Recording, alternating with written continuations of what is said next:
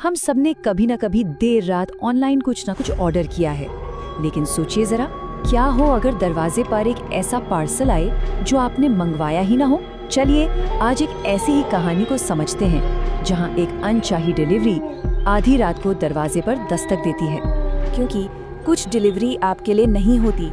ये कहानी इस बात को समझाती है कि जब कोई अनचाहा पैकेट आपके दरवाजे पर आए तो उसके साथ आए नियमों को तोड़ना कितना खतरनाक हो सकता है। कहानी शुरू होती है हैदराबाद के बाहरी इलाके के एक आम से मोहल्ले में। हमारा किरदार अब्दुल नाइट सपोर्ट में काम करता है, तो देर रात तक जागना उसकी आदत का हिस्सा है। उस रात भी सब कुछ रोज जैसा ही था। घड़ी में 1:57 हुए थे और वो बस सोने ही वाला था कि तभी सब कुछ बदल गया। और फिर दरवाजे की घंटी बजी। आधी रात की खामोशी में ये आवाज एक झटके की तरह लगती है। ये वो आवाज है जो सीधा अंदर तक हिला के रख देती है। तो कहानी का पहला हिस्सा शुरू होता है रात 2:11 पर एक डिलीवरी। नियम बहुत सीधे थे और उन्हें तोड़ना बिल्कुल मना था। दरवाजे पर एक डिलीवरी बॉय था। उसने अपना फोन दिखाया जिस पर साफ साफ अब्दुल का नाम, पता और पेड लिखा था। लेकिन दिक्कत ये थी कि अब्दुल को अच्छी तरह याद था कि उसने कुछ भी ऑर्डर नहीं किया था। यहीं से सारी उलझन की शुरुआत होती है। और इन सब में सबसे अजीब थी डिलीवरी की टाइमिंग। ठीक 2:11। ये कोई आम टाइम स्टैम्प नहीं था, ये एक नियम था जो इस कहानी का सबसे जरूरी हिस्सा बनने वाला था। उस भूरे रंग के पार्सल पर भेजने वाले का नाम तक नहीं था, बस एक हैंडल विथ केयर का स्टिकर और पेन से लिखा एक अजीब निर्देश, इसे ठीक 2:11 पर ही खोलें। मतलब ये कोई मजाक था या कुछ और? जब अब्दुल ने पार्सल लेने से इनकार किया तो डिलीवरी बॉय ने दरवाजे के बीच अपनी ठंडी पीली उंगलियां फंसा दी और फुसफुसाते हुए ये डरावनी बात कही। और फिर वो सीढ़ियों से नीचे नहीं बल्कि ऊपर की ओर अंधेरे में गायब हो गया, पार्सल दरवाजे पर ही छोड़कर।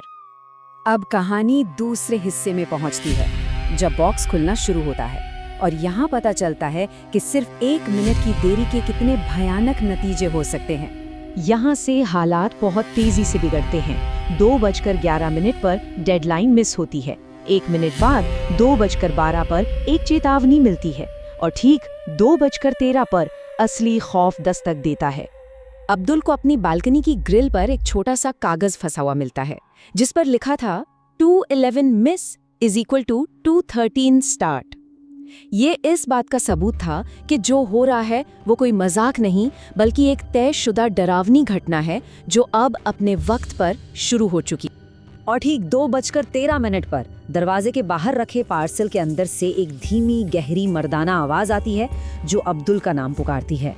वो कहती है, अब्दुल मैं आ गया। अब वो पार्सल सिर्फ एक चीज नहीं बल्कि एक जिंदा खतरा बन चुका था।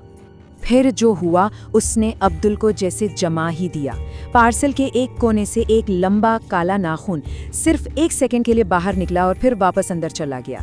ये पहला संकेत था कि बॉक्स के अंदर जो भी है वो इंसानी नहीं है। अब हम कहानी के उस मोड़ पर हैं जहां खौफ अपनी सारी हदें पार कर जाता है। वो चीज अब बॉक्स में नहीं थी, वो कमरे के अंदर आ चुकी थी। अब्दुल हिम्मत करके दरवाजा खोलता है तो देखता है कि कॉरिडोर खाली है, पार्सल गायब है। लेकिन जैसे ही वो पलटता है, पार्सल उसके कमरे में बिस्तर के पास पड़ा था और अब उस पर ताज़ी स्याही से ये नए शब्द लिखे थे जो बता रहे थे कि नियम तोड़ने की सजा क्या है। डर के मारे अब्दुल उस पार्सल को बाथरूम में फेंककर दरवाजा बंद कर देता है। कुछ देर खामोशी के बाद बाथरूम के अंदर से नल चलने की आवाज आती है और फिर दरवाजे पर एक हल्की दस्तक और अंदर से अब्दुल की ही आवाज सुनाई देती है, अब्दुल मैं ही हूँ। और तभी अब्दुल का फोन अपने आप ऑन हो जाता है और फ्रंट कैमरा खुल जाता है। स्क्रीन पर उसे अपने ठीक पीछे एक साया खड़ा दिखता है। उस साई का चेहरा हूबहू अब्दुल जैसा था, बस उसकी आंखें जरूरत से ज्यादा काली और खाली थी, जैसे उनमें कोई रूह ही न हो। अब कहानी उस हिस्से में है जहां दिमागी खौफ शुरू होता है, एक भूत का सबूत।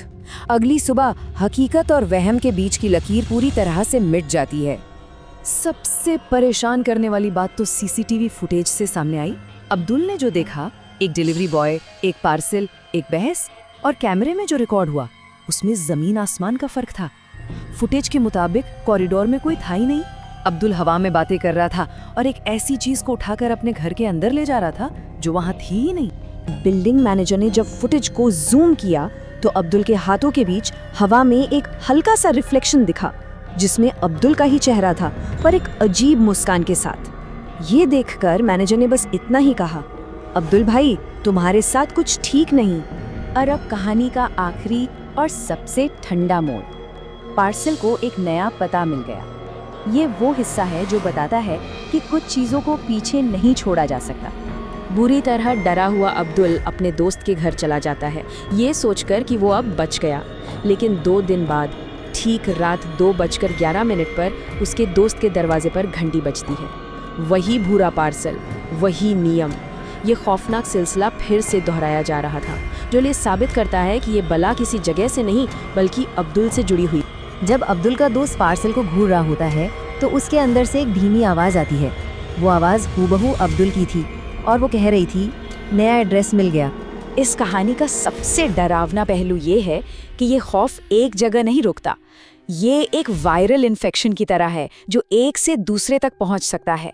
और ये हमें एक अनसुलझे सवाल के साथ छोड़ जाती है कि क्या होता है जब ऐसी कोई बला अपना पता बदलती रहती है, और क्या हो अगर अगला पता किसी का भी हो सकता है।